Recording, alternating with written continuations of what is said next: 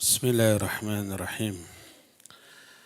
Assalamualaikum warahmatullahi wabarakatuh. Innal hamdalillah nahmaduhu wa nasta'inuhu wa nastaghfiruh wa na'udzu billahi min shururi anfusina wa sayyiati a'malina. من يهده الله فلا مضل له ومن يضلل فلا هادي له وأشهد أن لا إله إلا الله وحده لا شريك له وأشهد أن محمدا عبده ورسوله يا أيها الذين آمنوا اتقوا الله حق تقاته ولا تموتن إلا وأنتم مسلمون وبعد. Hadirin jamaah Masjid Cipinang, Muara, Jakarta Timur yang Allah muliakan, para pendengar Radio Tarbiyah Sunnah Bandung dan radio-radio lain yang ikut gabung, pemirsa Berapa TV dan para netizen di mana saja Anda berada. Alhamdulillah kita kembali berjumpa. Melanjutkan kajian tentang husnul khatimah. Kita sudah menjelaskan 8 ciri husnul khatimah. Ada satu ciri lagi dari husnul khatimah, yaitu thana'un nas 'alal mayyit, pujian orang-orang kepada si mayit. Memuji atas ibadahnya, amal solehnya, akhlaknya, kesolehannya selama hidupnya. Kalau orang-orang memuji si mayit bahwa dia orang soleh, berarti dia benar-benar soleh. Dan itu sebagai tanda dia mati dalam keadaan husnul khatimah dengan 2 syarat. Syarat yang pertama, orang-orang yang memujinya adalah orang-orang yang mengenalnya, mengenal si mayit dengan baik. Tetangga dekatnya, sahabat-sahabatnya, kawan-kawannya, kenal keseharian. Sehingga mereka memuji itu berdasarkan apa yang mereka lihat sehari-hari. Setiap azan selalu ke masjid, sholat berjamaah, terus kelihatan sholat sunnatnya juga terpelihara, akhlaknya kepada tetangga baik, menyenangkan, tidak pernah menyakiti, tidak berbuat zalim dan seterusnya. Sehingga persaksian mereka itu menggambarkan pribadi orang itu yang sesungguhnya. Adapun kalau orang yang memujinya orang yang sepintas, kata orang Sunda mah wawuh munding. Apa itu ya? Kenal sepintas. Wawuh itu kenal, munding itu kebo. Jadi kenal kayak kebo, artinya cuek gitu. Tidak perhatian, hanya sepintas. Tidak mengetahui kesehariannya. Tidak mengetahui akhlaknya, ibadahnya, amal solehnya. Lalu memberikan persaksian. Atau kadang-kadang dia tidak kenal, masuk ke masjid, habis sholat ada jenazah yang disolatkan, dia ikut menyolatkan, lalu ditanya, gimana menurut kamu wait ini? Soleh, baik, padahal nggak kenal. Maka itu mah tidak bisa diterima. Jadi yang pertama adalah orang itu orang yang mengenalnya. Kedua, syarat kedua, orang itu orang yang berilmu. Adapun orang awam sangat mungkin memberi penilaian yang salah. Hanya karena dia sholat, tapi tidak ke masjid. hanya karena umpamanya dia itu ahli wirid padahal penuh bid'ah. Pas mati memberikan kesaksian orang ini baik di mata orang awam karena kebodohannya.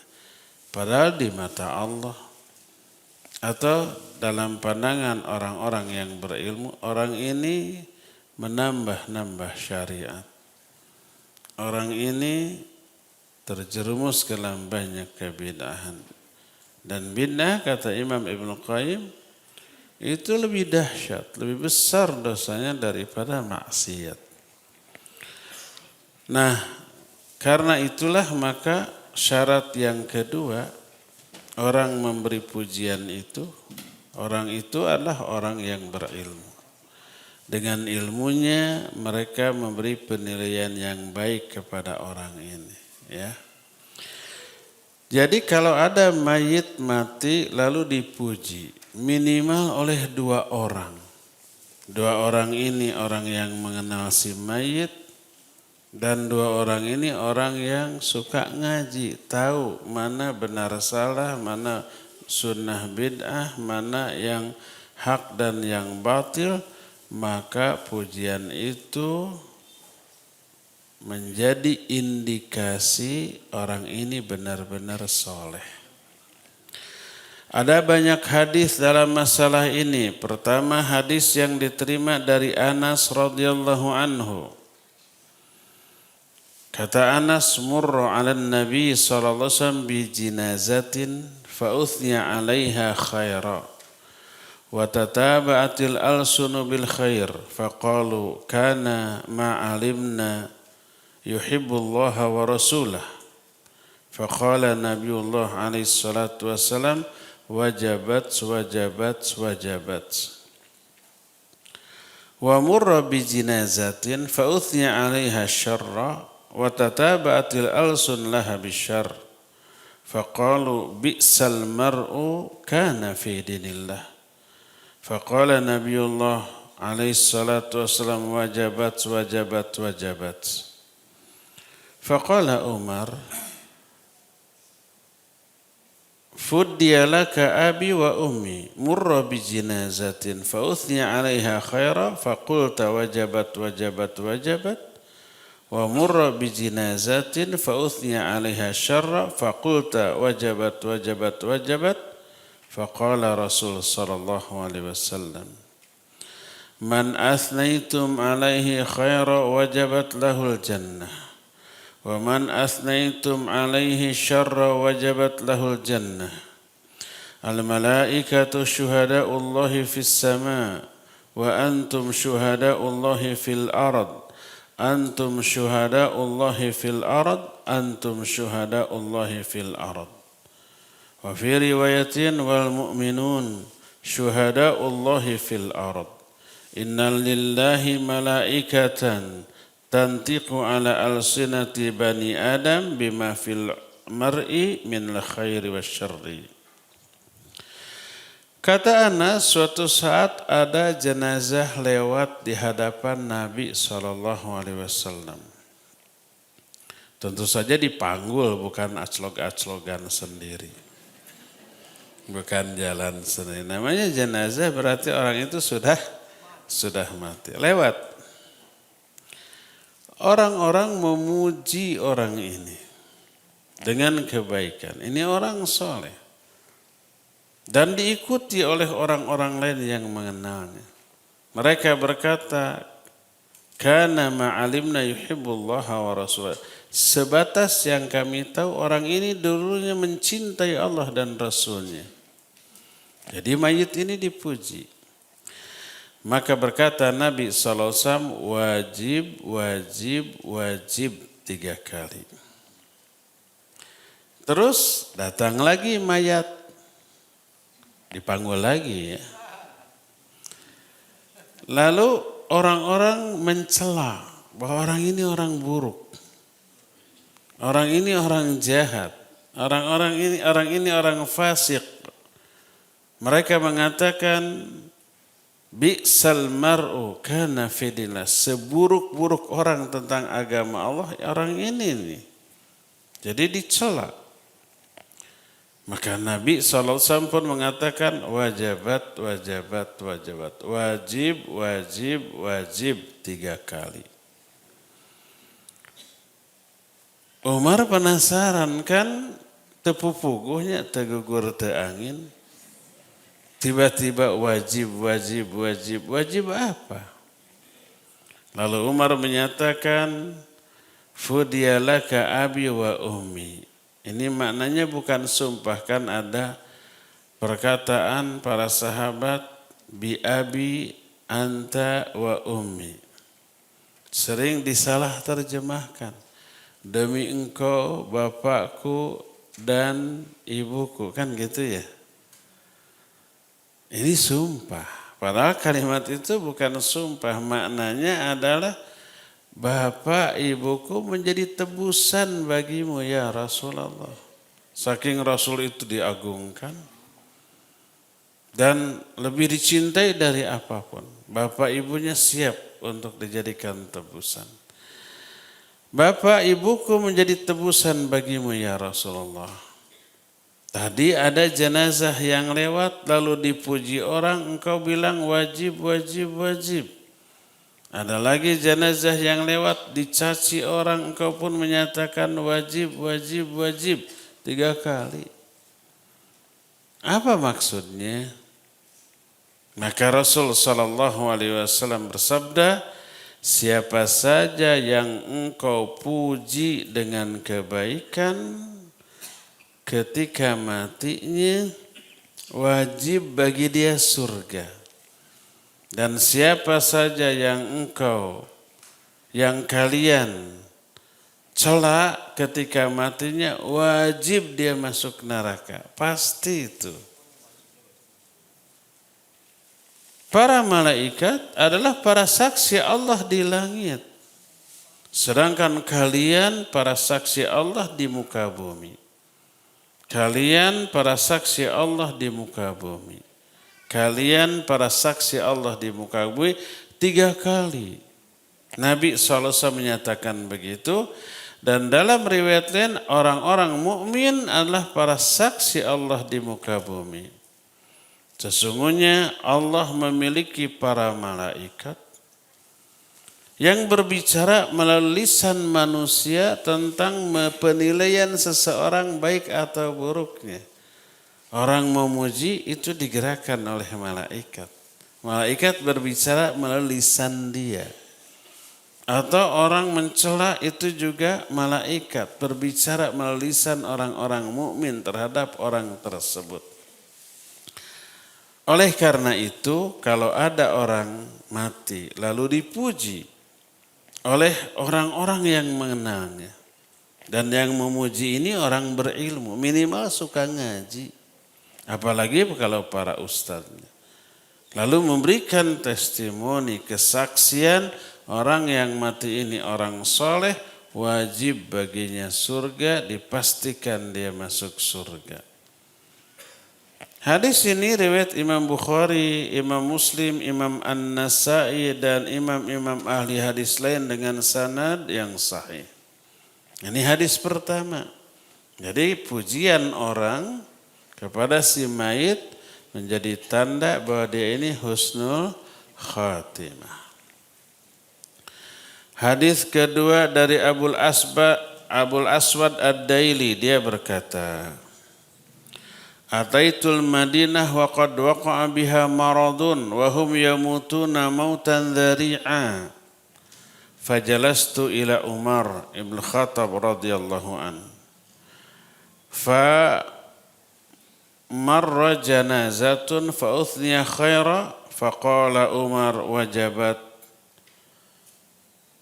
فقلت ما وجبت يا أمير المؤمنين قال قلت كما قال النبي صلى الله عليه وسلم أيما مسلم شهد له 4 بخير أدخله الله الجنة قلنا و3 قال و3 قلنا و2 قال و2 ثم لم نسأله في الواحد.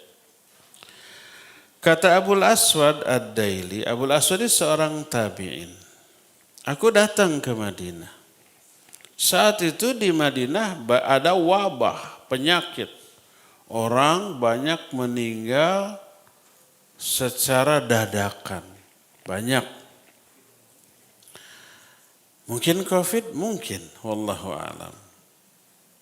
Tapi sigana mual. Bukan COVID. Kenapa?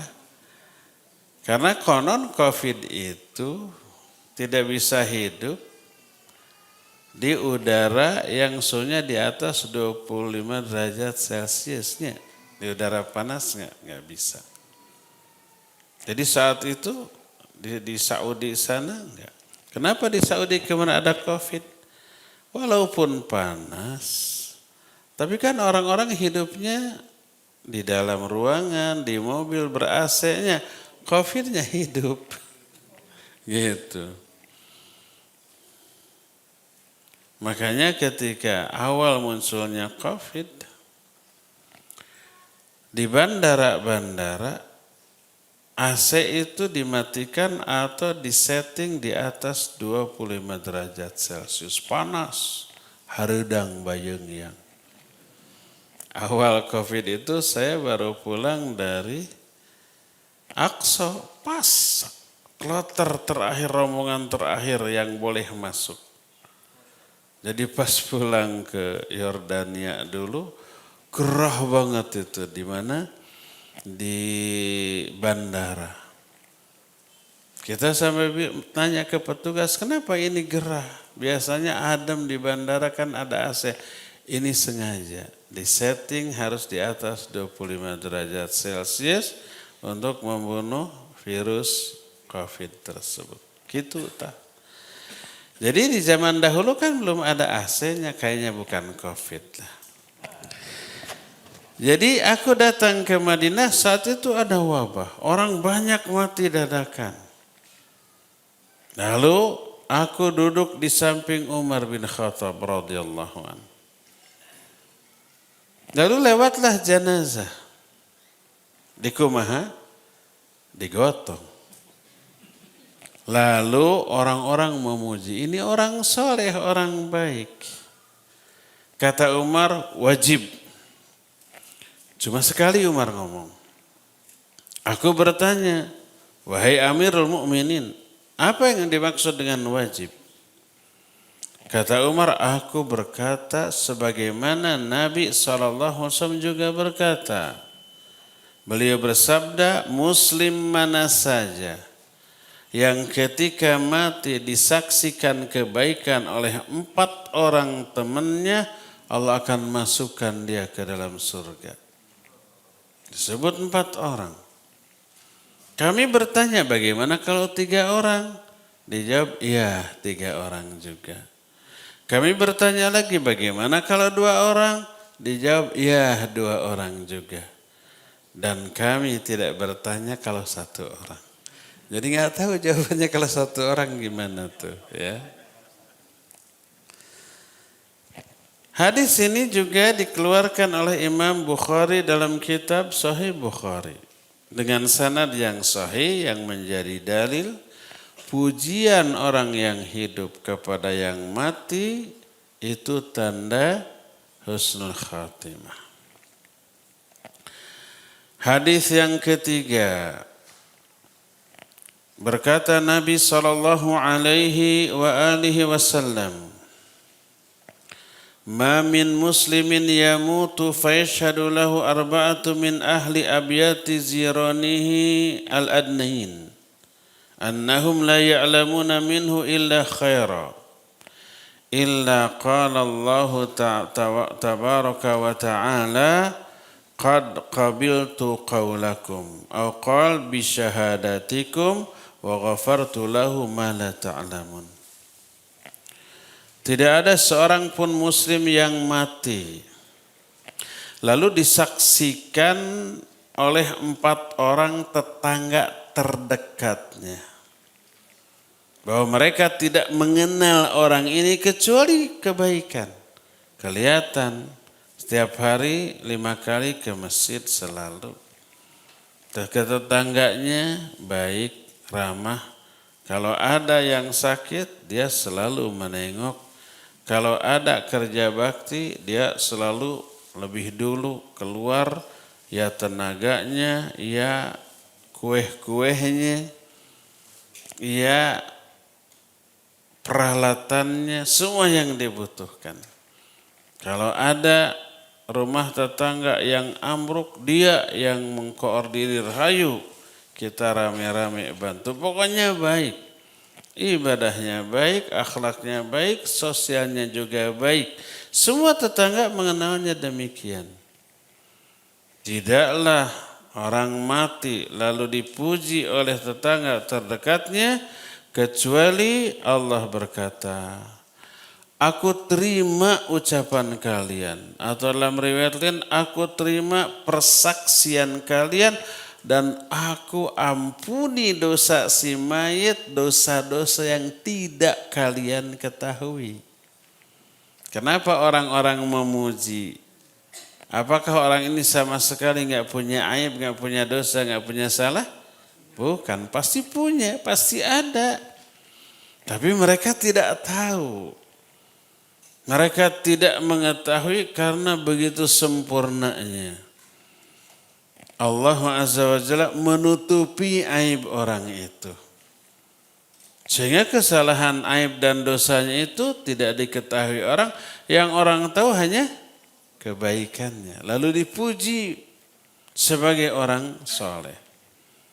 Karena itu Bapak, Ibu, kalau kita dipuji orang, jangan ujub, saya teh atau jangan. Bukan karena benar-benar kita soleh atau baik, tapi karena apa? Karena sempurnanya Allah dalam menutupi aib kita. Salah satu di antara nama sekaligus sifat bagi Allah adalah As-Satir. Innallaha hayyun satirun yuhibbul hayya was-satar. Allah itu maha pemalu dan maha penutup. Sangat mencintai sifat pemalu dan sifat menutupi. Maksudnya menutupi aib, baik aib diri sendiri ataupun aib orang lain.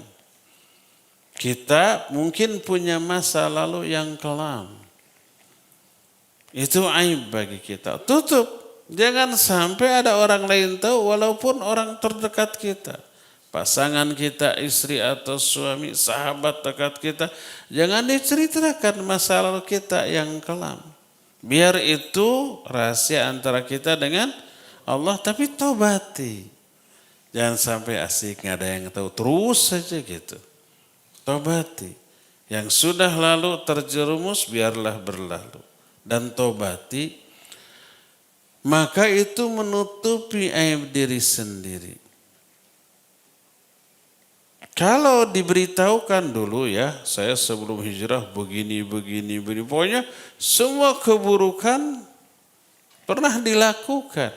Tunggul dirurut. Nah di sini nggak ada yang bisa melanjutkan.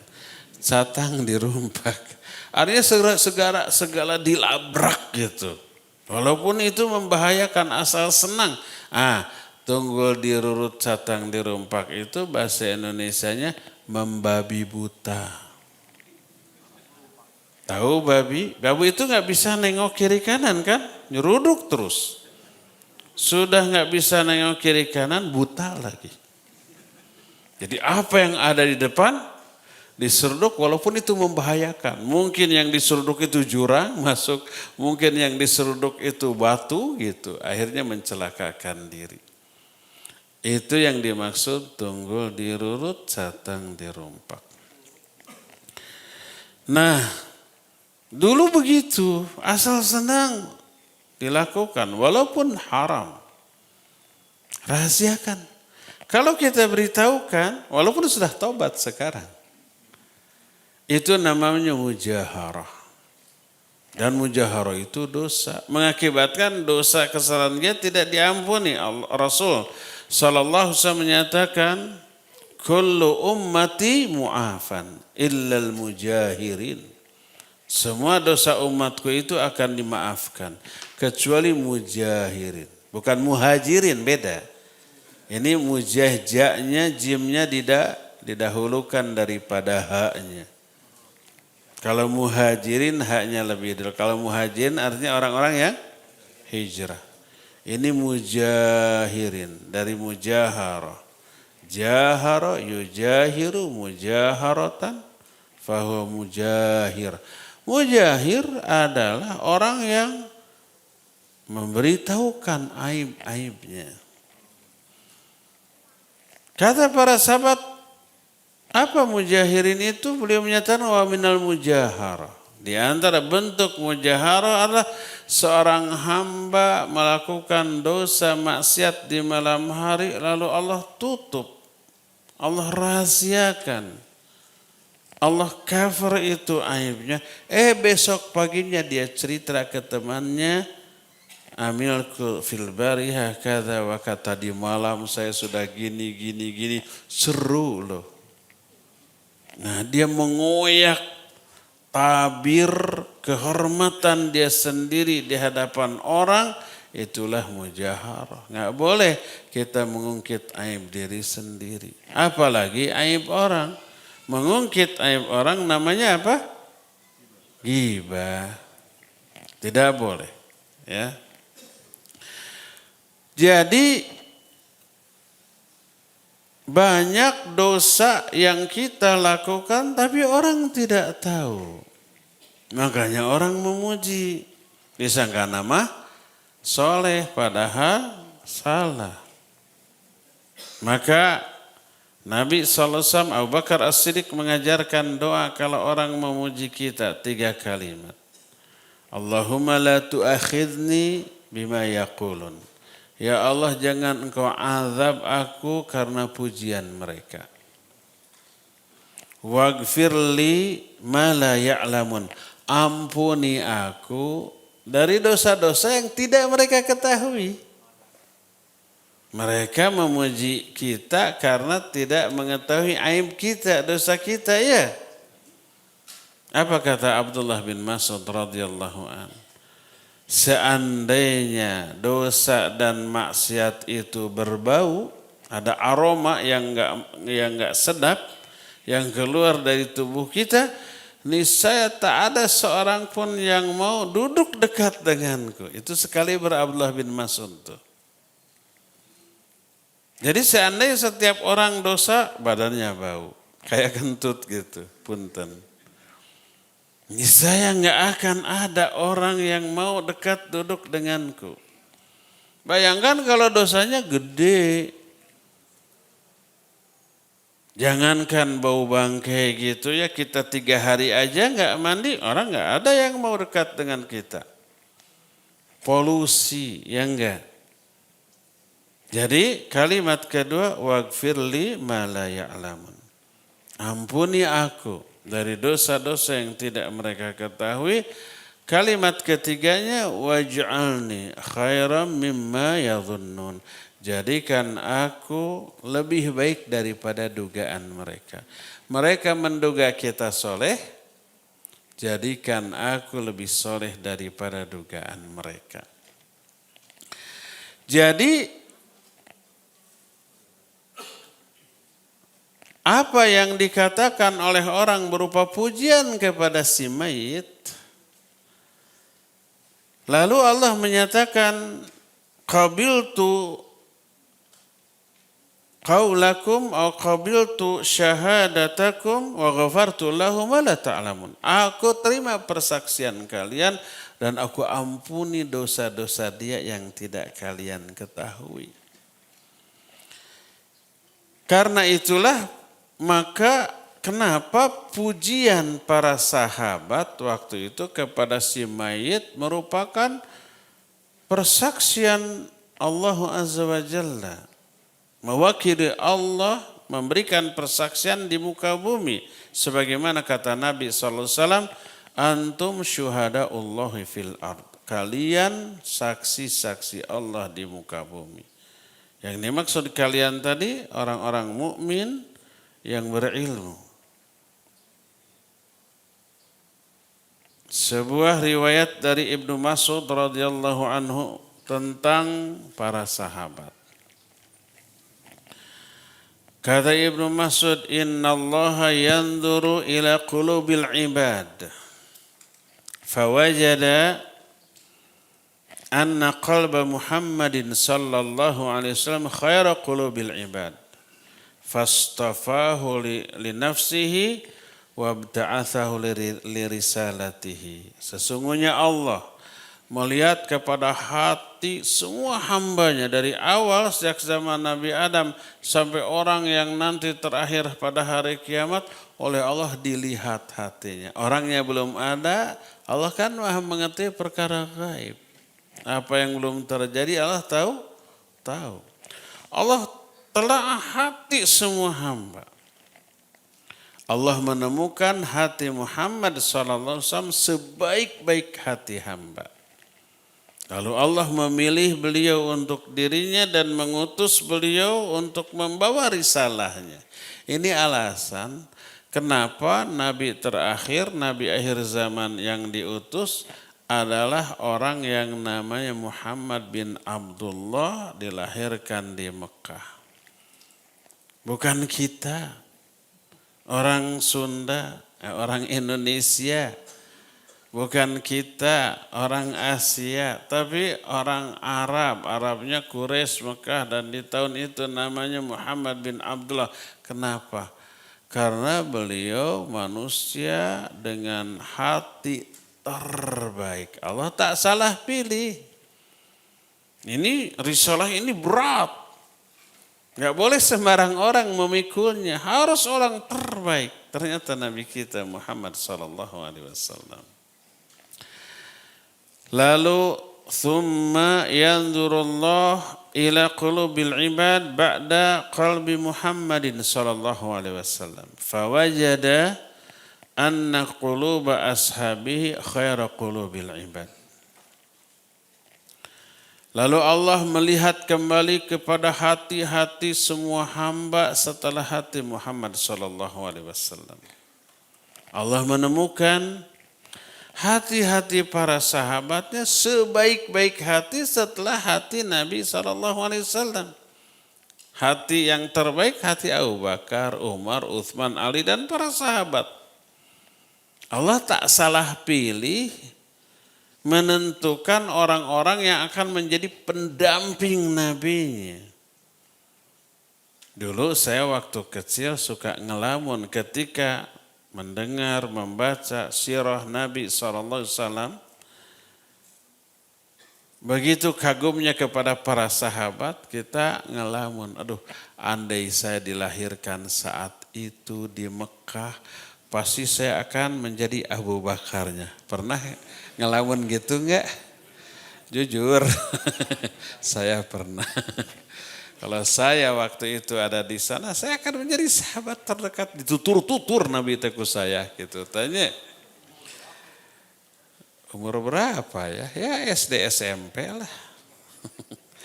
Tahun 70-an gitu. Nah, kenapa kita tidak dilahirkan di saat itu, di zaman itu, di tempat itu? Karena hati kita tidak layak disandingkan dengan Nabi SAW. Kalau orang seperti kita dengan hati seperti ini hidup di zaman itu, wah, bisa-bisa kita pengikut Abu Jahal. Tabah nggak kita umpamanya seperti Bilal bin Rabah, masuk Islam, disiksa agar keluar, diterlentangkan di terik matahari, di atas pasir yang panas, digencet dengan batu, batunya diduduki, ayo kamu murtad. Yang keluar dari mulutnya apa? Ahad, ahad, ahad. Gak mau murtad.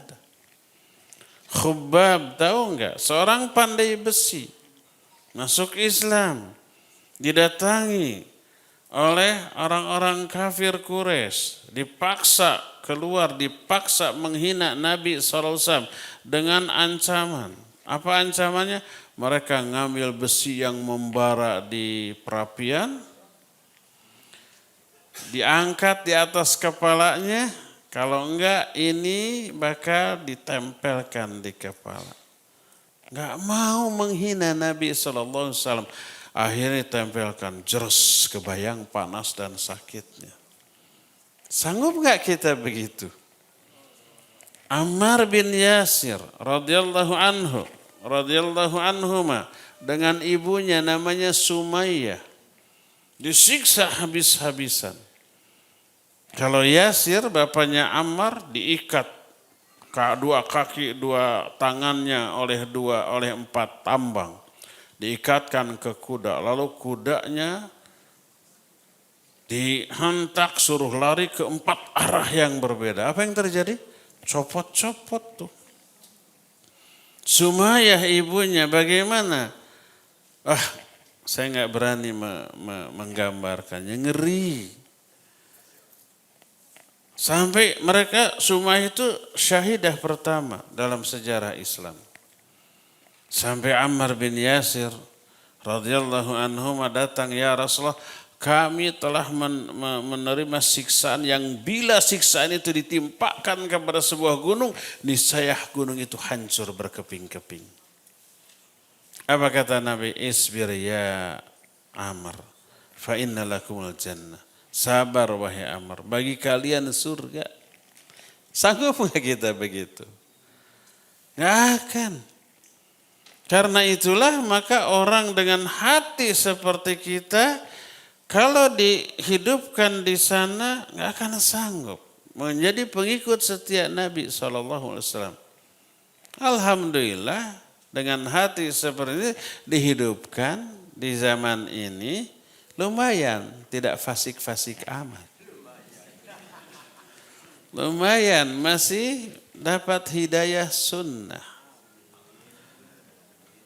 Oleh karena itu syukuri. Jadi kata Ibnu Mas'ud, para sahabat sebaik-baik hati setelah hati Nabi SAW, maka Allah menjadikan mereka sebagai penolong dan wazir atau penopang perjuangan Nabi-Nya. Coba dengan dukungan para sahabat sehebat itu, Islam jaya sampai setelah wafatnya beliau, hampir separuh dunia dikuasai oleh kaum muslimin. Makanya kata Abdullah bin Mas'ud, fama ra'auhu hasanah fahuwa hasanatun indallah wa ma ra'auhu sayyi'ah fahuwa sayyi'atun indallah. Apa saja yang dipandang baik oleh para sahabat pasti baik juga di sisi Allah, dan apa saja yang dipandang buruk oleh para sahabat pasti buruk juga di sisi Allah. Ini yang menjadi rahasia. Kenapa ketika ada orang mati lalu para sahabat memujinya, maka Allah menyatakan, aku terima persaksian kalian dan aku ampuni dosa orang ini yang tidak kalian ketahui. Dan banyak lagi hadis-hadis yang lainnya. Timbul pertanyaan, apakah hal ini hanya berlaku di zaman para sahabat saja? Karena persaksian para sahabat ya diterima oleh Allah. Bagaimana dengan zaman kita memberikan persaksian baik atau buruk kepada si mayit, apakah juga akan diterima oleh Allah? Maka para ulama berkata, di antara dijelaskan oleh Syekh Al-Albani rahmatullahi alaihi dalam kitab Ahkamul Janaiz. Kata beliau, i'lam anna majmu'a hadhihi al-ahadithi thalathah yadullu ala anna hadhihi syahadah la takhtassu bis-sahabah bal hiya aidan liman ba'dahum minal mu'minin alladhina hum ala tariqatihim fil imani wal ilmi was sidqi. وبهذا جزم الحافظ ابن حجر في فتح الباري فليرجئ كلامه من شاء. Ketahuilah, hadis-hadis yang tadi menunjukkan persaksian kepada si mayit tidak khusus bagi para sahabat saja, tapi juga berlaku bagi orang-orang setelah para sahabat di kalangan orang-orang mukminin yang menelusuri jalan hidup seperti para sahabat dalam hal iman, ilmu, dan kejujuran. Karena itulah Imam Ibnu Hajar al-Asqalani dalam kitab Fathul Bari syarah Sahih Bukhari, karena hadis-hadis tadi riwayat Imam Bukhari disyarah oleh Imam Ibnu Hajar. Kata Imam Ibnu Hajar bahwa ini berlaku sampai akhir zaman. Siapa saja mayit yang mati lalu disaksikan kebaikannya oleh tetangga-tetangganya, maka itu sebuah persaksian yang diterima oleh Allah dan menjadi tanda bahwa orang itu husnul khatimah. Lalu selanjutnya berkata Syekh Al-Albani rahimahullahu ta'ala, thumma inna taqyida syahadah bi arba'in fil hadits tsalits al-zahir annahu kana qabla hadithi Umar fa fihi al-iktifa bi syahadatil itsnain wa huwa al-umdah. Kemudian tadi disebutkan dalam hadis disaksikan oleh 4 orang sahabat. Terus ditanyakan bagaimana dengan 3? Ya 3 juga. Bagaimana dengan 2? Ya 2 juga. Tapi tidak ditanyakan bagaimana kalau 1 orang. Maka yang menjadi sandaran minimal yang memuji itu memang 2 orang. Dan rata-rata dalam banyak kasus syariat menetapkan saksi minimal 2 orang. Umpamanya saksi utang piutang. Minimal 2 orang laki-laki. Kalau enggak ada 2 laki-laki, 1 laki-laki, 2 perempuan, jadi 3. Ini menunjukkan daya ingat laki-laki 2 kali lipat daripada perempuan. Hadis loh, jangan protes emak-emak. Makanya kata Nabi SAW, aku tidak pernah melihat makhluk yang kurang agamanya, kurang akalnya dibanding perempuan. Perempuan itu kurang akal. Kata Nabi SAW. Dan kurang agamanya. Yang gede apanya? Perasaannya dan suudzonnya.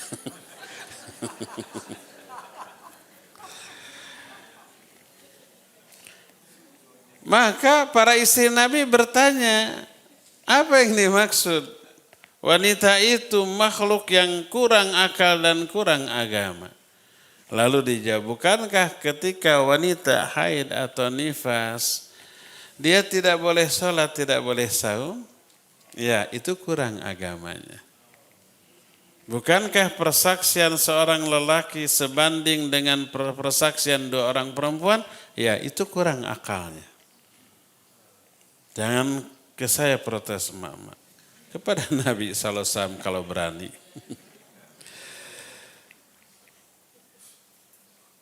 Jadi 2, minimal 2. Ketika umpamanya suami istri cerai, terus berlaku masa iddah. Setelah masa iddah selesai, apa kata Nabi SAW? فَإِذَا بَلَغْنَا أَجَلَهُنَّ فَأَمْسِكُوهُنَّ بِمَعْرُوفٍ أَوْ فَارِقُوهُنَّ وَأَشْهِدُوا ذَوِي عَدْلٍ مِنْكُمْ وَأَقِيمُوا الشَّهَادَةَ لِلَّهِ. Kalau masa iddah sudah selesai, silakan rujuk lagi dengan cara yang baik atau ceraikan juga dengan cara yang baik, tapi tunjuk 2 saksi yang adil. Jadi tidak hanya menikah, waktu akad harus ada 2 saksi, waktu cerai juga ada 2 saksi. Nggak boleh disembunyikan cerai. Saya sudah menceraikan istri saya dan dia sudah habis masa iddah, tapi rahasianya enggak. Harus ada 2 saksi. Dan itu ayat, wa asyidu dzawai adli minkum. Dan saksikanlah 2 orang yang adil di antara kalian. Dan tidak pernah ada syariat yang menetapkan ada 1 saksi. Nah, termasuk kalau ada orang mati, lalu ada yang memberikan kesaksian, tapi 1 orang, oh ini orang soleh, nggak diterima. Minimal 2 orang sebagaimana yang tadi disebutkan.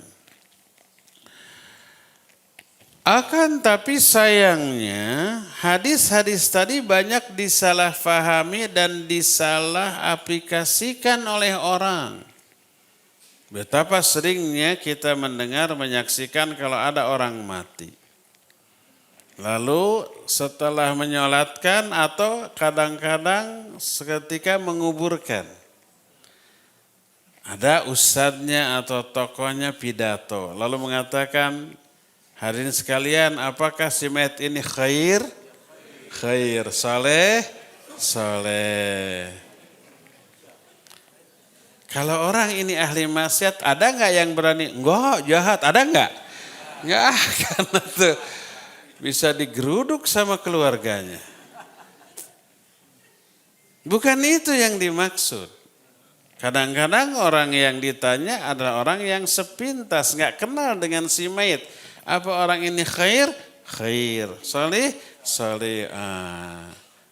Ini Allah saksinya nih. Ini keliru. Berkata Syekh Al-Albani rahimahullah, kata beliau, wa amma qawlu ba'din nas aqiba salatil jinazah. Ma tashhaduna fihi ishhadu lahu bil khair fayujibunahu biqaulihim salihun au min ahlil khair wa nahwi dzalik. Falaysa huwal muradu bil hadithi qat'an bal huwa bid'atun qabihah li'annahu lam yakun min amalis salaf. Adapun apa yang dilakukan oleh orang-orang seusai sholat jenazah atau biasanya seusai menguburkan di kuburan. Orang mengatakan, bagaimana persaksian kalian tentang si mayit? Apakah baik? Baik. Soleh? Soleh. Khair? Khair.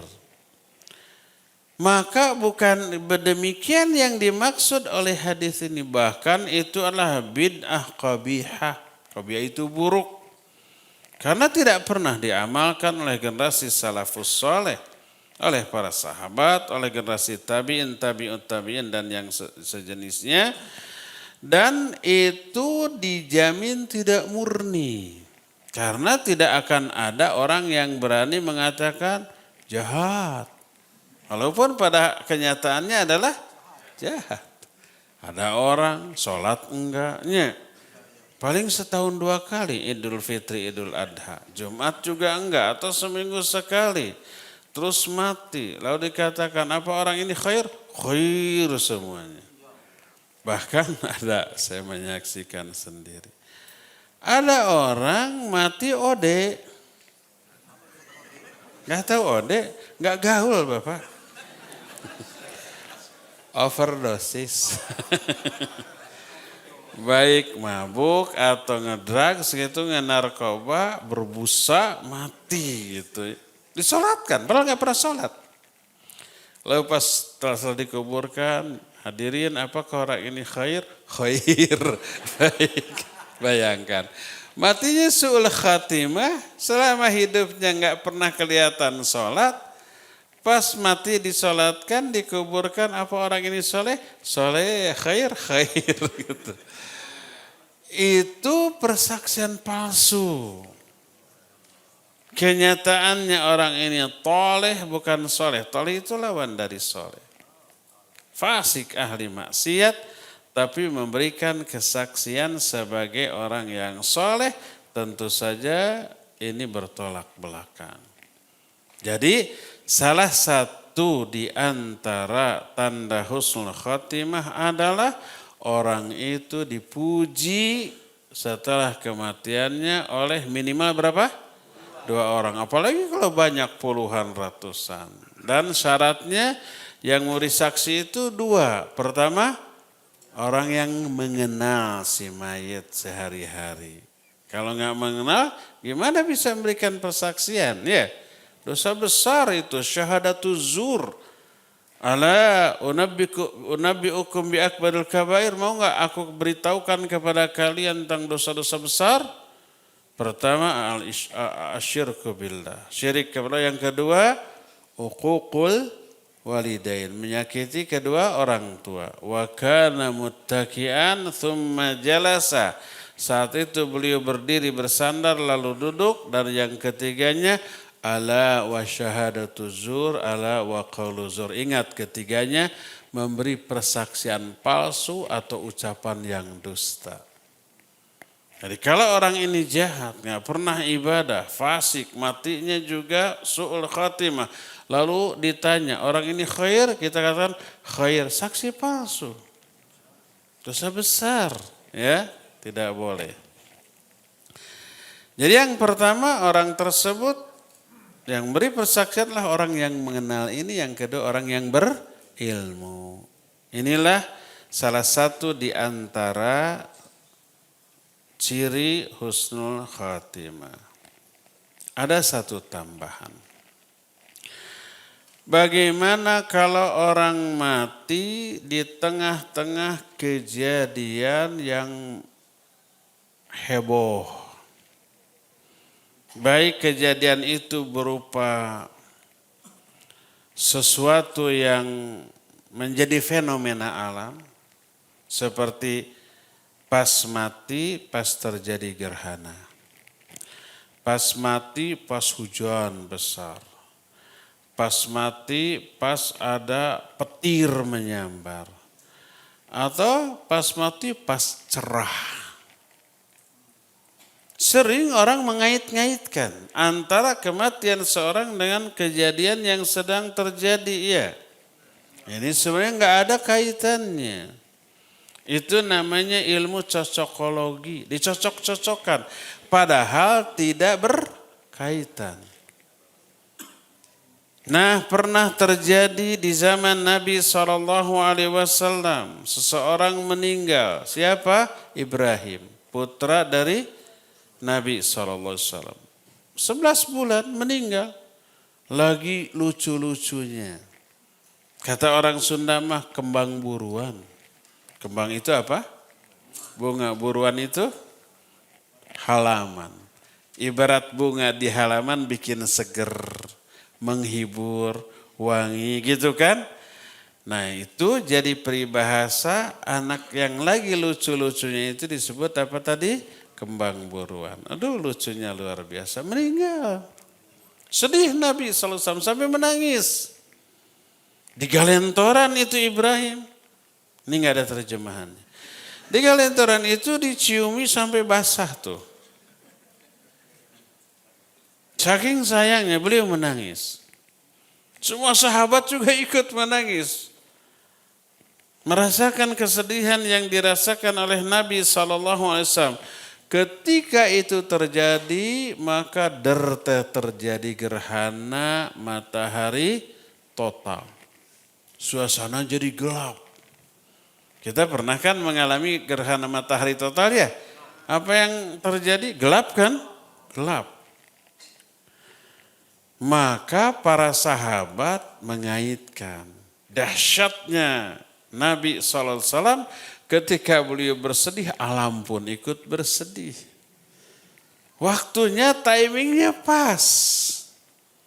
Gimana orang gak menghubungkan, gak mengaitkan kan gitunya. Wah pasti ini berkaitan. Kalau Nabi SAW seorang yang gila hormat, orang yang gila kepengagungan, pasti diakui ya. Ini alam ikut bersedih karena kesedihanku. Kan gitunya. Dicari-cari itu alasan untuk membuat dirinya diagungkan. Tapi dan Nabi SAW orangnya tawadhu. Gak gila hormat, gak mau dihormati. Beda dengan orang-orang yang ngaku turunannya. Bukan ijazah, gak ada hubungan dengan ijazah. Orang yang ngaku turunan, wah kalau umpamanya datang harus cuntangan bolak-balik, nggak hanya sekali itu, ya kadang-kadang kakinya dicium ya enggak? Kadang-kadang bukan kakinya, kursi bekas duduknya juga. Ada yang begitu? Lebay. Tidak seperti akhlak Nabi SAW. Paling konyol kalau mau pergi nggak boleh memunggungi itu. Harus mundur gitu ya. Kalau ada penghalang bisa ngejeblok gitu, bisa jatuh ya. Lihat Nabi SAW.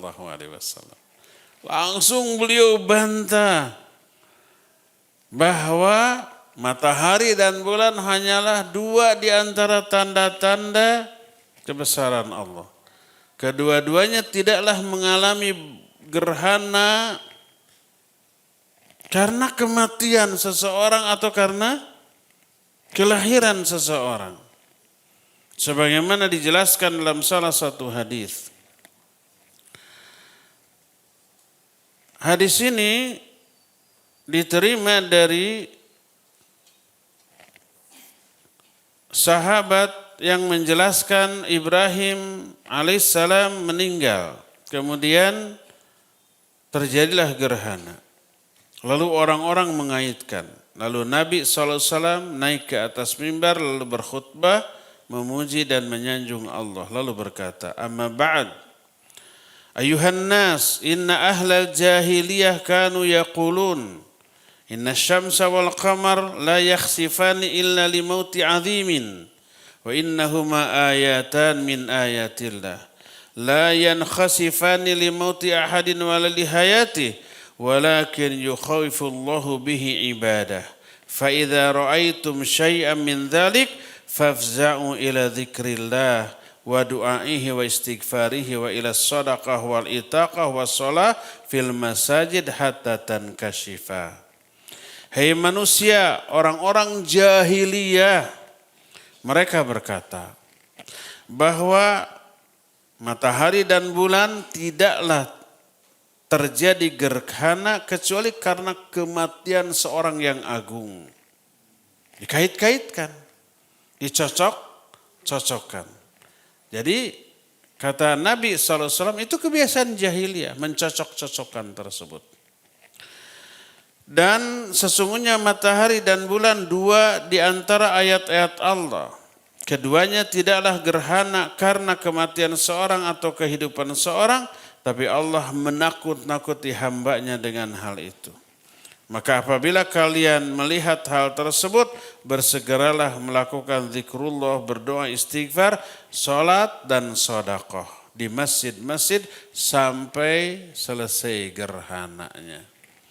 Jadi matinya seseorang kalau berbetulan dengan kejadian yang dahsyat, maka itu tidak apa? Tidak berkaitan sama sekali, ya. Jangan mengait-ngaitkan dua hal yang kebetulan terjadi. Mereka membantah, enggak ada yang kebetulan, semua takdir Allah. Betul, gerhana takdir Allah, matinya Ibrahim takdir Allah, tapi tidak berkaitan. Jangan dikait-kaitkan, jangan dicocok-cocokkan, lalu melahirkan khurafat. Maka tidak boleh. Lihat kehebatan Nabi SAW, tawadhu'nya beliau membantah khurafat yang saat itu sedang berkembang menjadi keyakinan para sahabat. Ini yang membuat banyak orang kafir penelaah sejarah Nabi SAW kagum dan masuk Islam. Bapak-bapak, ibu-ibu pernah enggak mendengar ada buku apa? The Hundred apa? Michael Hart. Dalam bahasa Inggris, tapi sudah ada terjemahannya dalam bahasa Indonesia. Itu mengupas sejarah Nabi tapi kasus per kasus dan dianalisa. Salah satu kasus yang dianalisa itu ini. Dan dia tidak bisa menyembunyikan kekagumannya kepada Nabi SAW. Beliau orang yang tidak gila hormat. Kalau beliau gila hormat ini dimanfaatkan secara telak. Bahwa ya kehebatan beliau menyebabkan alam pun ikut bersedih. Kan begitu. Tapi karena beliau tidak gila hormat semuanya itu dibantah. Karena itulah kalau kematian seorang bertepatan dengan terjadinya kasus tertentu, maka itu sekali lagi tidak ada kaitannya, baik kebaikan atau keburukan. Umpamanya di saking jahatnya nih orang sampai kematiannya juga pas hujan gede lagi. Enggak ada kaitannya dengan hal itu ya. Inilah 2 poin yang kita bahas di pagi hari ini. Pertama, pujian orang-orang yang hidup kepada orang yang mati. Dan yang kedua, kematian seorang bertepatan dengan kejadian tertentu, maka itu tidak berkaitan sama sekali. Ya, cukup sampai di sini karena ini adalah hari kerja, jam kerja. Siapa yang hadir di sini kalau enggak aki-aki nini yang sudah pensiun atau pengangguran, dan sebagai aki nini maksimal sejam cukup. Lewat dari itu cangkengnya bakal panas ya. Cukup sampai di sini dan sisa waktu yang ada kita akan gunakan untuk tanya jawab. Wa sallallahu ala nabiyina Muhammadin wa ala alihi wa ashabihi wasallam.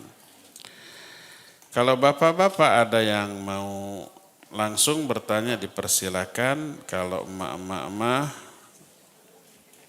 seperti biasa pakai tulisan saja ya. Silakan. Cung, itu ada mic. Fadhol. Waalaikumsalam. Sabar Pak, sabar.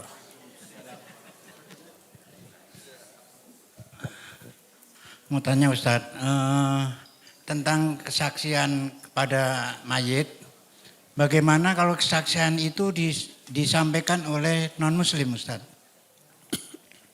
Terima kasih, jazakallah. Iya, wa jazakallahu khairan. Bapak-bapak, ibu-ibu, kalau mendoakan orang yang berbuat baik, jangan jazakallah saja. Sebab bisa aja jazakallah syarra. Tapi pakai khaira. Jazakallahu khaira. Jangan juga ditambah jazakallahu alfa khairin. Semoga Allah membalasmu dengan 1000 kebaikan. Cukup jazakallahu khaira karena khaira disebutnya isim nakirah mufrad, maknanya kebaikannya tak terbatas. Kalau disebut 1000 kebaikan, sedikit atuh. Masih terbatasi oleh jumlah. Kalau khairah nggak terbatas, bisa jutaan dan beragam lagi. Ya. Taib. Pertanyaannya apa tadi? Kalau yang memujinya orang kafir gitu ya. Orang kafir faham syariat tidak? Tidak dipastikannya. Tadi sudah dijelaskan. 2 syarat orang itu memberikan persaksian atas baik buruknya si mayit. Yang pertama adalah orang itu mengenal si mayit. Yang kedua berilmu tentang syariat. Orang kafir pasti akan menilai baik buruknya itu dilihat hanya dari sikap orang yang mati ini kepada, kalau umpah toleran, ada Natalan diundang datang gitu ya. Pasti dianggap baik tuh, dipuji ini orang selama hidupnya baik banget. Selalu mendukung kegiatan orang-orang Nasrani, orang-orang non-muslim selalu didukung. Tapi orang muslimah selalu dihantam. Ada yang begitu? Munafik. Allah menyatakan dalam Al-Quran, alam tara ilal ladzina nafaqu yaquluna li ikhwanihimul ladzina kafaru min ahlil kitab. Tidakkah kalian perhatikan orang-orang munafik berkata kepada saudara-saudara mereka dari kalangan orang-orang kafir ahli kitab. Lain ukhrijtum la nakhrujanna ma'akum. Kalau kalian diusir kami akan pergi bersama-sama kalian. La nuti'u fikum ahadan abada. Itu tuh orang-orang munafik. Jadi kepada orang-orang non-muslim bersaudara, kepada sesama muslim keras memusuhi. Ada yang begitu? Saha contohna tong disebut. Tidak etis. Jadi kalau persaksian orang kafir tidak diterima ya. Wallahu a'lam. Ustaz. Ya. Bismillah. Assalamualaikum warahmatullahi wabarakatuh. Waalaikumsalam warahmatullahi wabarakatuh. Ustaz, tanda-tanda husnul khatimah seseorang ini setelah kita tahu banyak pujian dan berbagai hal tanda-tanda husnul khotimah, apakah menjadikan si mayit ini dia terbebas dari azab kubur, lalu kemudian apakah dia langsung masuk surga apa? Apakah dia bisa ada kemungkinan dia masuk ke neraka juga, Ustaz? Untuk menghapus dosanya, apakah dia tidak melalui pencucian dosa tersebut langsung masuk surga? Terima kasih, Ustaz. Baik, barakallahu fiik. Kita sudah menjelaskan 18 tanda-tanda husnul khotimah. Ada yang mati syahid di medan perang. Ada yang matinya hari Jumat atau malam Jumat. Ada yang mati karena menwa. Apa menwa teh? Mencret tuai, sakit perut. Ada yang matinya tenggelam, ada yang kena reruntuhan dan seterusnya. Ya, itu semuanya tanda husnul khatimah. Tapi efeknya bagi nasib orang itu berbeda. Ada yang menyebabkan dia tidak akan ditanya di alam kubur, tidak akan dihisab di akhirat, masuk surga langsung. Contohnya orang yang mati syahid di medan perang. Tapi ada yang husnul khatimah, tapi ditanya di alam kubur, tapi selamat bisa menjawab. Contohnya yang mati hari Jumat atau malam Jumat. Kata Nabi SAW, man mata yaumal jum'ah ulailatal jum'ah, waqahu Allahu min adzabil qabr. Siapa yang mati malam Jumat atau hari Jumat, Allah akan selamatkan dia dari fitnah kubur. Tapi difitnah. Tapi selamat, bisa menjawab. Fitnah kubur itu apa? Pertanyaan di alam kubur. Ya. Jadi beda. Ada yang masuk surga tanpa hisab langsung seperti orang yang mati syahid. Ada yang orang yang mati syahid itu di alam kuburnya juga tidak ditanya. Seorang sahabat bertanya, ma balul mu'minuna yuftanuna fi qurubim illa syuhada? Kenapa semua orang mukmin difitnah di alam kubur sedangkan para syuhada tidak? Difitnah itu ditanya. Apa kata Nabi SAW? Kafa bibarikati suyuf inda ra'siha fitnatan. Cukuplah kelebatan pedang di atas kepalanya itu fitnah terakhir. Makanya dibebaskan dari fitnah kubur, tidak ditanya, tidak diazab di alam kubur, tidak dihisab di akhiratnya, langsung masuk surga tanpa hisab. Jadi ada yang seperti itu, ada yang dihisab, ada yang difitnah di alam kubur tapi selamat bisa menjawab dan seterusnya, tergantung penyebab dari husnul khatimahnya. Tapi yang husnul khatimah dipastikan tidak diazab di alam kubur dan tidak diazab dulu ke neraka. Mungkin dia difitnah di kubur tapi selamat, dapat nikmat kubur, dihisab di akhirat tapi hisabnya hisab yang mudah lalu masuk ke dalam surga ya. Wallahu a'lam. Semoga semua kita Allah wafatkan dalam keadaan husnul khatimah. Allahumma rzuqna husnul khatimah waj'alna birahmatika min ahlil jannah. Ya Allah, rizkikan kepada kami wafat dalam keadaan husnul khatimah dan jadikanlah kami karena rahmat-Mu sebagai penghuni surga. Jangan ada lagi yang bertanya. Ini kebanyakan. Semoga Ustaz dan keluarga serta semua jamaah di MRCM selalu sehat, selalu dalam perlindungan dan penjagaan Allah serta dalam limpahan rahmat. Amin. MRCM tenan Masjid Raya Cipinang Muara. Afan Ustaz izin bertanya di luar tema. Out of tema. Tak gitu tak. Bagaimana pendapat yang mengatakan jika sudah puasa Arafah tidak perlu menjalankan puasa Asyura? Siapa yang berpendapat begitu? Nggak ada. Kalau ada, jangan didengar. Bagaimana juga bagi orang yang menjalankan puasa Daud, apakah boleh menjalankan Asyura di hari yang dia sedang tidak puasa? Iya. Umpamanya kemarin Ahad ya. Dia umpamanya jatuh saum Daudnya hari Sabtu, terus Senin. Ahadnya Asyura, maka lakukan Asyura juga ya. Atau umpamanya Senin, terus Selasanya itu Arafah. Rabu saum. Arafah saum juga hari. Jadi double dapatnya. Pahala saum Daud dapat. Pahala saum Arafah atau Asyura dapat. Ini tidak wajib. Jadi kalau umpah kita sudah Arafah, nggak perlu Asyura. Tapi main ra'yu.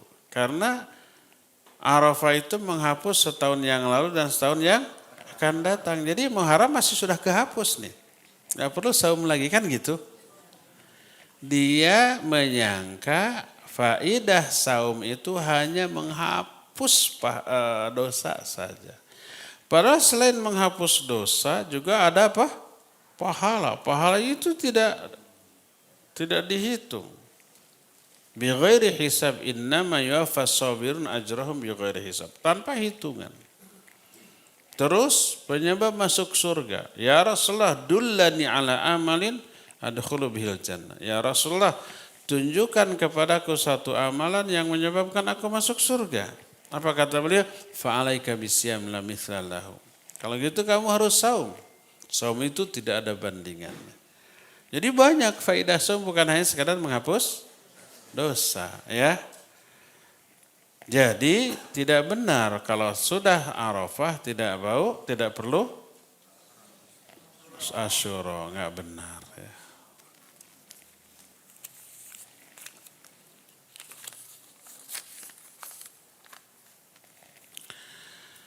Izin menyampaikan pertanyaan titipan. Ini saya agak malas nih. Suruh datang dia. Nanti khawatir jawaban saya bias. Saya maksudnya begini, diterangkan lagi kok jadi begitu ya. Ada yang begitu? Banyak ya. Tapi ini ibu-ibu kalian sok belikan, jadi saya bacakan juga. Daripada pundung. Pundung apa? Pundung apanya? Pundung itu ngambek daripada ngambek.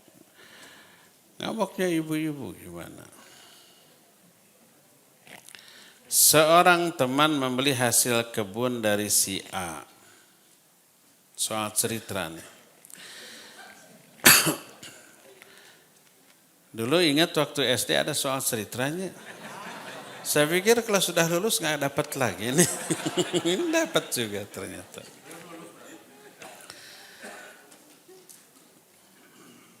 Sama dengan orang belajar waktu SMA masuk jurusan IPA.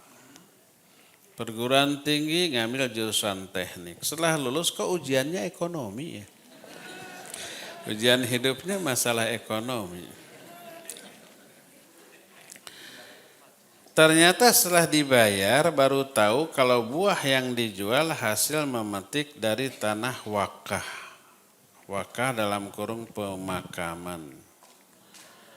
Dan orang yang menjual itu bukan orang yang diamanahkan untuk mengurus tanah tersebut. Bagaimana hukumnya orang yang menjual tersebut? Kalau dia mengambil buah yang bukan haknya haram bagi dia. Nggak boleh dijual. Kalau dijual uangnya haram bagi dia. Bagaimana pembelinya? Kalau pembelinya nggak tahu, terus dia beli, halal bagi dia. Karena dia memperoleh buah itu melalui proses yang halal, yaitu membeli uangnya dibayar. Ya. Kalau bagi pembelinya nggak apa-apa.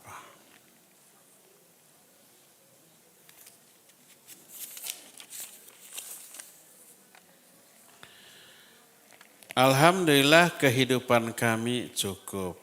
Ayak meren. Kata orang Sunda begitu. Nggak perlu diterjemahkan. Yang dimaksud cukup ini biasanya berlebih. Alhamdulillah saya berkecukupan. Itu artinya melimpah tuh. Cuma tawadu gitu. Entah tawadu, entah takut dipinjemin. Alhamdulillah Allah selalu mengabulkan doa-doa saya. Alhamdulillah. Setiap kesulitan, kesusahan Allah selalu memberi pertolongan. Ini orang bertakwa nih.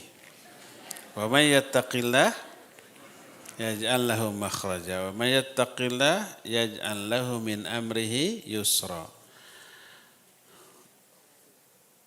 Pertanyaan saya adalah, apakah ini suatu nikmat yang disegerakan atau istidraj? Terus terang saya merasa takut. Lalu apakah perasaan saya ini termasuk prasangka yang tidak baik kepada Allah? Harus dibedakan antara nikmat yang disegerakan dan istidraj. Itu dua hal yang berbeda. Kalau istidraj buruk. Kalau nikmat yang disegerakan baik. Contoh nikmat yang disegerakan itu, kalau umpamanya kita melakukan ibadah amal soleh, lillahi ta'ala, ikhlas karena Allah, lalu Allah berikan balasan di dunia, tanpa menghapus balasan yang tertunda di akhirat. Nah ini disebut al-busrul ajil fid dunya. Ini adalah balasan yang disegerakan di dunia. Buah dari ibadah dan amal soleh. Adapun istidraj, makna istidraj itu tertipu, terpedaya. Seseorang melakukan dosa maksiat, tapi rizkinya kok lancar terus. Karirnya nanjak terus. Baru setahun yang lalu jadi RT, sekarang sudah jadi gubernur. Umpamanya contoh, saya nggak nyindir siapapun. Kan nggak ada dari RT ke gubernur kan? Ada? Nggak tahu saya, nggak ikut campur. Jadi rizkinya mengalir terus, karirnya nanjak terus. Biasanya karir itu berbanding lurus dengan hartanya. Kalau karir nanjak berarti hartanya juga melimpah. Duka kumaha eta teh. Nah, tapi dia maksiat terus. Karena dia hartanya melimpah di tengah kemaksiatan, dia merasa memperoleh anugerah dari Allah. Itu tertipunya di sana.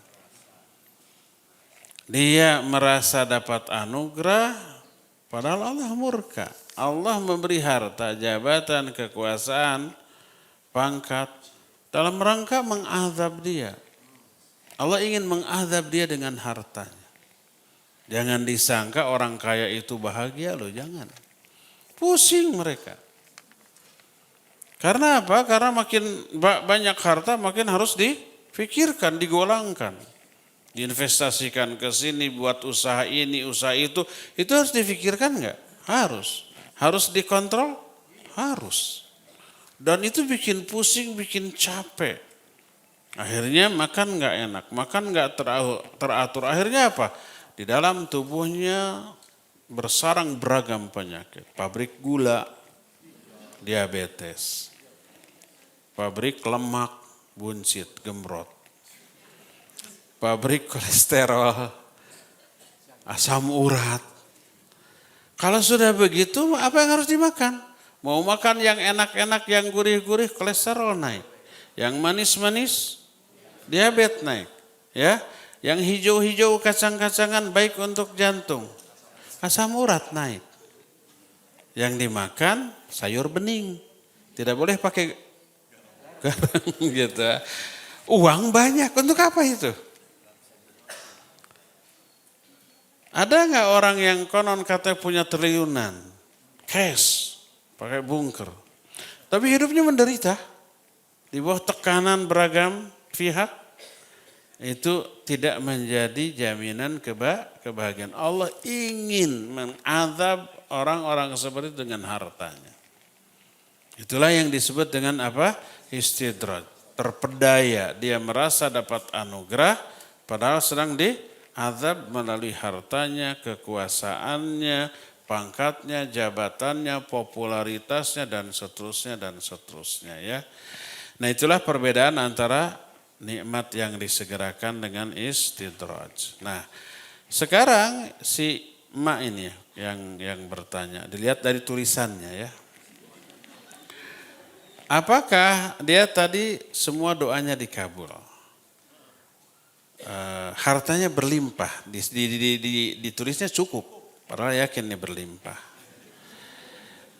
Setiap kesulitan selalu ada jalan keluar ya. Apakah ini istidraj? Lihat aja ya. Kalau selama ini kita lebih banyak lalai dalam menunaikan kewajiban, lebih banyak melanggar larangan, yang haram dilanggar. Tadi tunggul dirurut, catang dirumpak. Apa bahasa Indonesianya? Membabi buta. Kalau itu kelakuan kita selama ini, kelakuan si emak ini selama ini, tapi diberi anugerah yaitu istidraj. Tapi kalau selama ini ya alhamdulillah, saya jangankan yang fardu, yang sunnah pun dilakukan. Fardu kalaku, sunnah kalampah. Yang fardu dilakukan, yang sunnah juga dilaksanakan. Saya kalau ada rezeki selalu saya bagi-bagi. Selalu sumbang masjid, pondok pesantren, kegiatan dakwah, anak-anak yatim, anak orang-orang miskin, selalu keluar hartanya. Maka itu bukan istidraj, tapi itu anugerah dari Allah Azza wa Jalla. Mungkin termasuk nikmat yang disegerakan tadi. Apa yang Allah janjikan untuk orang bertakwa, diberi solusi, berikan rezeki yang tidak disangka-sangka, dimudahkan seluruh urusannya, itu adalah balasan yang disegerakan tanpa mengurangi balasan yang tertunda nanti di akhirat. Kalau itu yang terjadi, bersyukurlah. Tapi kalau istidraj, kok saya kekayaannya mengalir terus gitu ya, keinginan saya terkabul terus, tapi rasanya saya sholat jangankan tahajud, subuh juga tadi dijamak dengan duha. Sholat duhur itu selalu 2:30. Nah, itu istidraj itu. Segeralah tobat kepada Allah SWT ya. Ini terakhir, mohon maaf tidak semua terjawab. 10:30 saya harus pamit, khawatir ketinggalan pesawat. Bus. Jika ada orang Islam, kerabat saya meninggal, tapi beliau tidak menjalankan sholat selama hidupnya, apakah kita boleh menyolatkannya? Itu pertanyaannya, apa orang yang tidak sholat itu kafir apa tidak? Ulama ikhtilaf. Dilihat, kalau dia tidak sholat karena mengingkari kewajibannya, dia kafir. Pernah tercetus sumpah, ngapain sholat? Buang-buang waktu, gak ada manfaatnya, itu kufur. Tapi kalau dia ditanya, kenapa gak sholat? Iya, doakannya belum dapat hidayah. Omongannya belum dapat hidayah, benar apa tidak? Benar. Memang dia belum dapat hidayah untuk sholat. Terus salahnya di mana? Salahnya udah tahu belum dapat hidayah, nggak dicari itu hidayah. Hidayah itu harus dijemput, dicari. Seperti rezeki harus dijemput, dicari. Seperti kita main bola. Jadi jangan nunggu operan saja ya. Dan seterusnya. Cari posisi yang menyebabkan teman kita ngoper ke kita. Nah, jadi kalau orang itu meyakini sholat itu wajib dan dia meyakini dosa, suatu saat ingin sholat, dia masih muslim. Tapi muslim yang berdosa besar. Tapi kalau dia meyakini sholat tidak wajib, bahkan percuma buang-buang waktu, dia kufur. Kalau dia kufur nggak boleh disolatkan. Tapi kalau dia masih muslim walaupun yang berdosa besar, wajib disolatkan. Tapi untuk ashabul afadil seperti tokoh agama, ustadz sebaiknya tidak menyolatkan. Nabi SAW tidak mau menyolatkan orang yang mati dalam keadaan punya hutang. Tapi beliau menyuruh solatkan oleh kalian. Beliau juga tidak mau menyolatkan orang yang mati bunuh diri. Kata beliau, solatkan oleh kalian. Tapi beliau sendiri tidak mau menyolatkan. Ini menunjukkan dia tetap muslim, tapi muslim yang berdosa besar, sebesar apapun dosanya, solatkan dia. Doakan ampunan. Karena orang yang berdosa besar lebih butuh didoakan daripada yang soleh. Yang soleh mah tanpa didoakan, masuk surga ya. Tapi orang yang banyak dosa, lebih banyak butuh doa dari orang-orang yang masih hidup. Nah, tapi beliau tidak menyolatkan. Jadi kalau ada orang yang tidak sholat, tapi dia pernah tercetus ingin sholat, tapi masih malas dan seterusnya, maka sholatkan ya.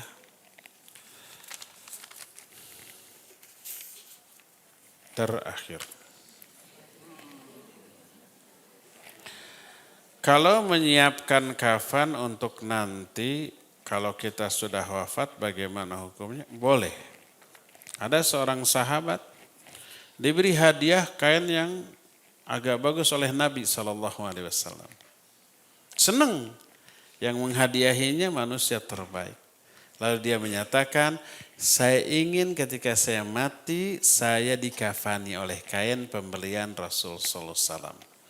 Hadis itu dimuat oleh Imam An-Nawawi dalam kitab Riyadhus Shalihin dan para ulama diantaranya Syekh Salim bin Id Al-Ghazali menyatakan dari hadis ini salah satu faedahnya dibolehkan menyiapkan kain kafan sekarang untuk kematian kita, dibolehkan ya, ada asarnya. Cukup ya sampai di sini, mohon maaf tidak semua terjawab. Semoga Allah mempertemukan kita kembali di bulan yang akan datang.